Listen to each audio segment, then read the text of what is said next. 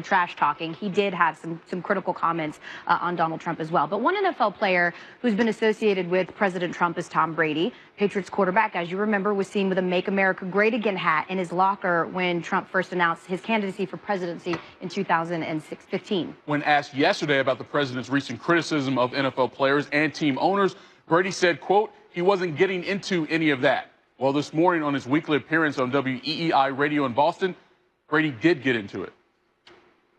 I certainly disagree with, what he said and thought it was just divisive. And, I just want to support my teammates. And I always said I'm never one that says, oh, that's wrong or that's right but I do believe in what I believe in. And I believe in bringing people together and respect and love and trust. And I think one thing about football is it brings so many guys together, guys that you would never have the opportunity to be around, whether it was in college and all the way into the pros. And we're all different and we're all unique. And that's what makes us all so special.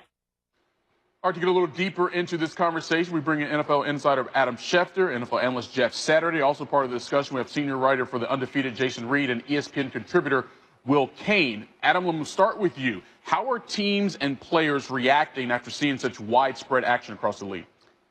It was an incredible weekend on so many levels, unprecedented. Really, team meetings on Saturday turned into what was described to me by one person on one team as a town hall meeting. And meetings that are usually spent devising game plans, going over preparations for the next day, devolved into something entirely different. Discussions about how to handle the anthem, about race, about personal and political feelings. And there were meetings that lasted for hours with various teams. And I think players and coaches were surprised and taken aback at how much came out of these meetings. But that's what the weekend turned into, where people's feelings meant more than game preparation in this particular case.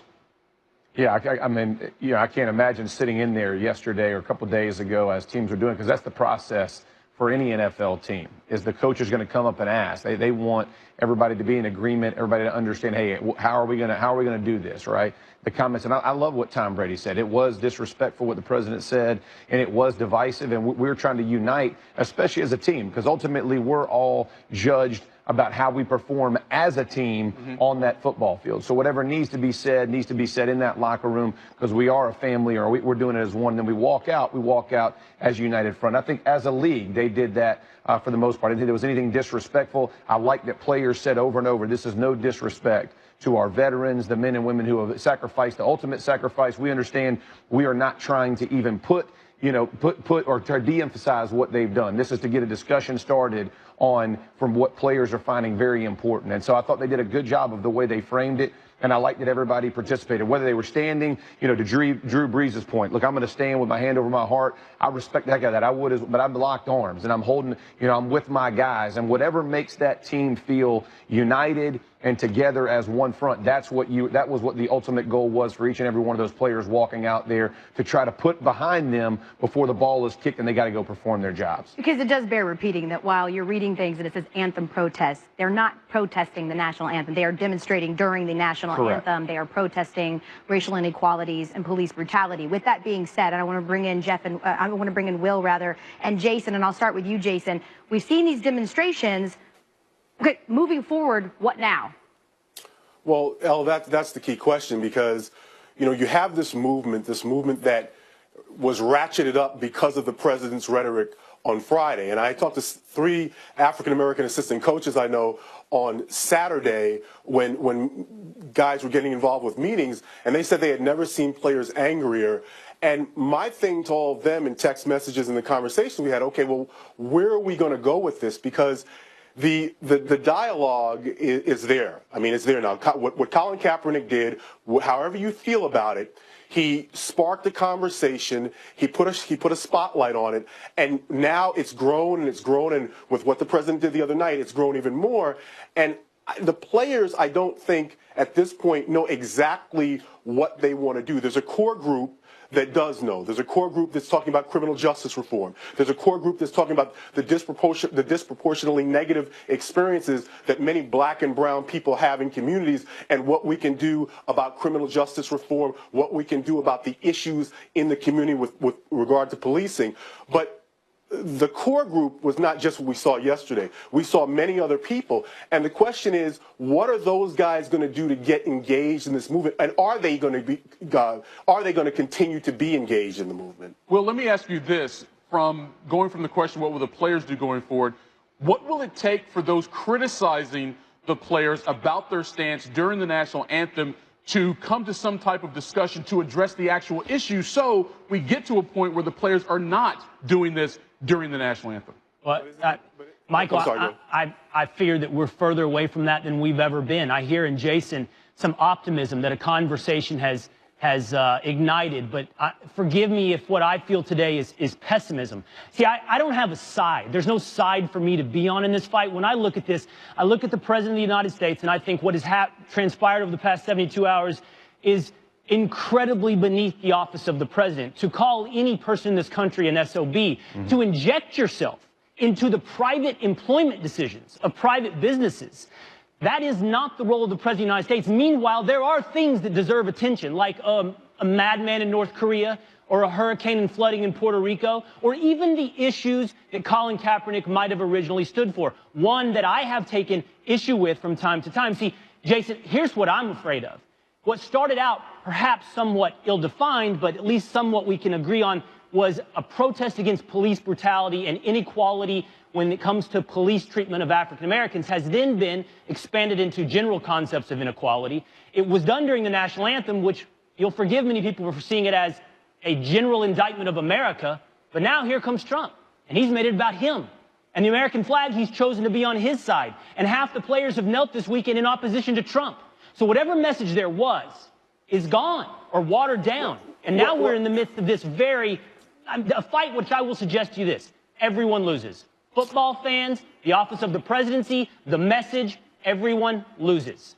But you see, part of the thing that's been lost in this is that we do have a First Amendment right to protest. And I find it so ironic that all the people who were initially upset about what Kaepernick did, these are the same people who are booing all the people who are taking a knee, booing the people who are locking arms, because that's their First Amendment right that they can exercise.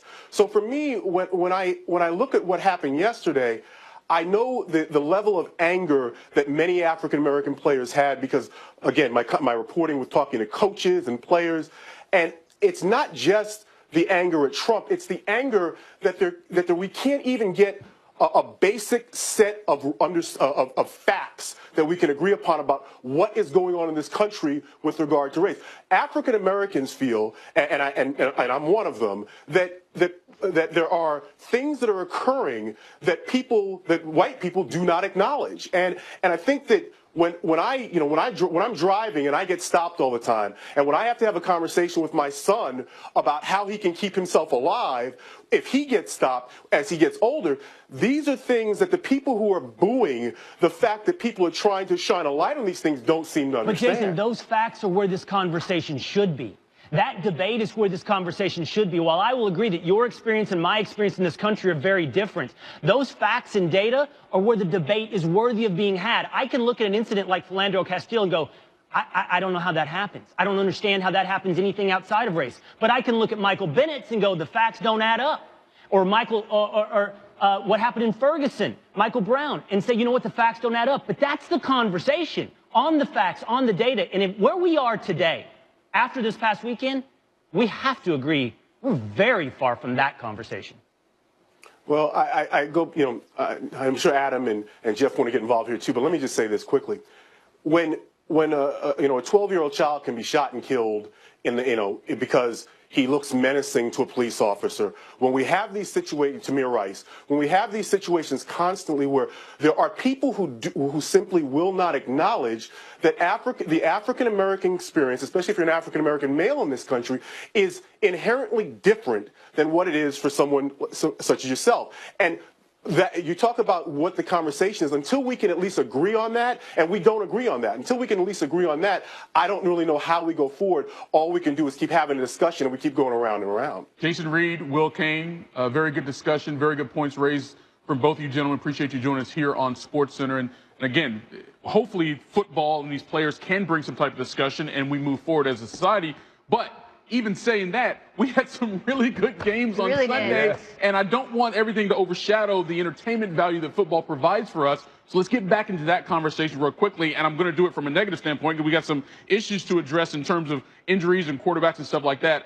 Adam, Minnesota Vikings, where do things stand with their quarterback situation? Case Keenum led them to a big win yesterday, but he wasn't the starter. He wasn't supposed to be the starter when the season started. Has won his last 3 games against the Buccaneers. Yeah. 3-0 against the Buccaneers over the last 3. Team. The Buccaneers hate seeing Case Keenum. And they thought it was a blessing. Can't beat him. He's carved him up. But Sam Bradford is the guy that was sent to Dr. James Andrews over the weekend. And what Dr. Andrews discovered in looking at Sam Bradford's knee is that there's no structural damage and no need for further arthroscopic surgery. That's the good news for Sam Bradford. He does need some time here. The Vikings are considering him week to week. It sounds like it's going to be tough for him to play this week, but with another couple of weeks of rest, I think that he could be back out there. That's the way they feel right now. As for Teddy Bridgewater, this is interesting because I think there are people who believe he is making progress, but if he stays on the PUP list all year long, the physically unable to perform list, that means his contract would toll to next year. And even though right now he's on an expiring contract, if he didn't get off PUP, that means he would stay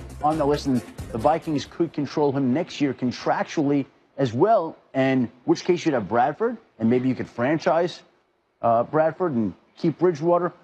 Now, again, they may need Bridgewater, and if he's healthy enough, obviously they'd like to have him, and you have to see where the season is. All I'm saying is there's this other possibility out there that if he's on PUP all year long, he's the Vikings' property next year under this contract as well. And that's a great point, especially with Keenum playing decently right now, at least for last week, and Bradford coming back. He'll get healthy as well. You have 3 capable quarterbacks for those guys. What would give them the incentive to bring him off of PUP so that they would release the contractual obligation from next year?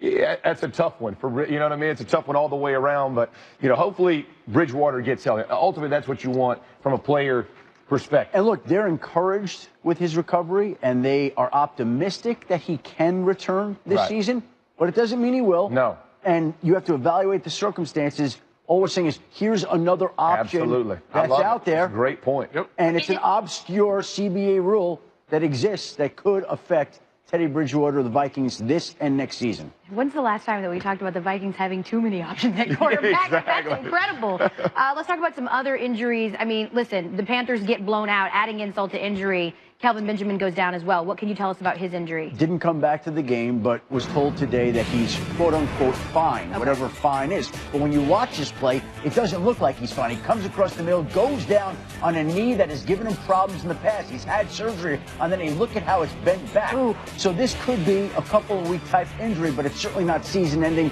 And I think, as we talked about, that they believe he's fine. Darren Sproles, not fine. Watch this one play. On this very one play, he broke his arm and tore his ACL. Same play. Wow. He's having surgery on his arm today. He's going to need surgery on his knee later on. He's 34 years old. That could be the end of Darren Sproles' career right there. Very discouraging. Melvin Gordon suffered a knee injury yesterday. Now, keep in mind, he came into the game with that knee that bothered him last year still being a factor. He left the game. He did come back. That's the encouraging sign. But this is the type of injury that could linger for a long time this season with Melvin Gordon, maybe all season. The knee is not fully right, and he's going to have to battle through that moving forward. As for Levante David, he's going to have an MRI today on his ankle. Suffered what looks like a high ankle sprain. That's the early thinking, that it's a high ankle sprain. Goes down there. If it is a high ankle sprain, you're looking at potentially a month, 6 weeks for Levante David, the Buccaneers linebacker. Not a good day for the Buccaneers in Minnesota yesterday. They lose